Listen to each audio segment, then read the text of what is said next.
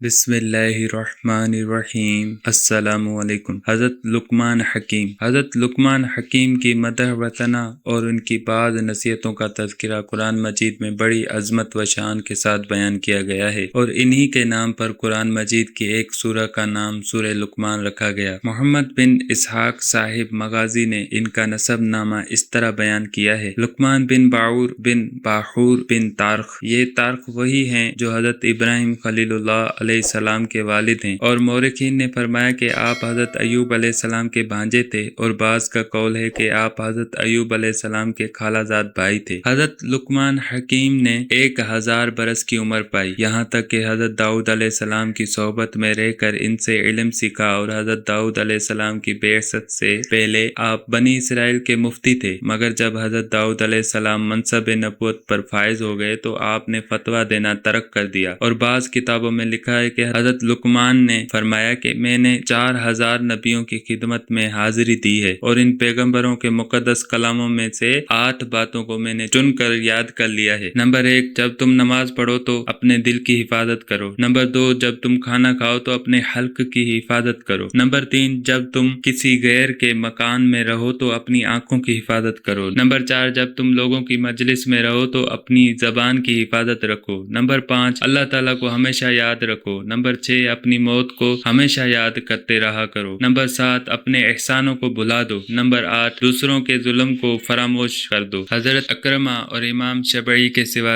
جمہور علماء کا یہی قول ہے کہ آپ نبی نہیں تھے بلکہ آپ حکیم تھے، اور بنی اسرائیل کے نہایت ہی بلند مرتبہ صاحب ایمان اور بہت ہی نامور مرد صالح تھے، اور اللہ تعالیٰ نے آپ کے سینے کو حکمتوں کا خزینہ بنا دیا تھا۔ قرآن مجید میں ہے، پارہ نمبر 21 سورہ لقمان آیت نمبر 12، ترجمہ کنز ایمان: اور بے شک ہم نے لقمان کو حکمت عطا فرمائی کہ اللہ کا شکر کر، اور جو شکر کرے وہ اپنے بھلے کو شکر کرتا ہے، اور جو ناشکری کرے تو بے شک اللہ بے پرواہ ہے، سب خوبیوں سراہا۔ حضرت لقمان عمر بھر لوگوں کو نصیحتیں فرماتے رہے۔ تفسیر فتح رحمان میں ہے کہ آپ کی قبر مقام سرفند میں ہے جو رملہ کے قریب ہے، اور حضرت قتادہ کا قول ہے کہ آپ کی قبر رملہ میں مسجد اور بازار کے درمیان میں ہے، اور اس جگہ 70 انبیاء علیہ السلام بھی مدفون ہیں جن کو آپ کے بعد یہودیوں نے بیت المقدس سے نکال دیا تھا، اور یہ لوگ بھوک پیاس سے تڑپ تڑپ کر وفات پا گئے تھے۔ آپ کی قبر پر ایک بلند نشان ہے، اور لوگ اس قبر کی زیارت کے لیے دور دور سے جایا کرتے ہیں۔ حکمت کیا ہے؟ حکمت عقل و فہم کو کہتے ہیں، اور بعض نے کہا کہ حکمت معرفت اور اصابت فی الامور کا نام ہے، اور بعض کے نزدیک حکمت ایک ایسی شے ہے کہ اللہ تعالیٰ جس کے دل میں یہ رکھ دیتا ہے اس کا دل روشن ہو جاتا ہے، وغیرہ وغیرہ۔ مختلف اقوال ہیں۔ اللہ تعالیٰ نے حضرت لقمان کو نیند کی حالت میں اچانک حکمت عطا فرما دی تھی۔ بہرحال نبوت کی طرح حکمت بھی ایک وہبی چیز ہے۔ کوئی شخص اپنی جدوجہد اور کسب سے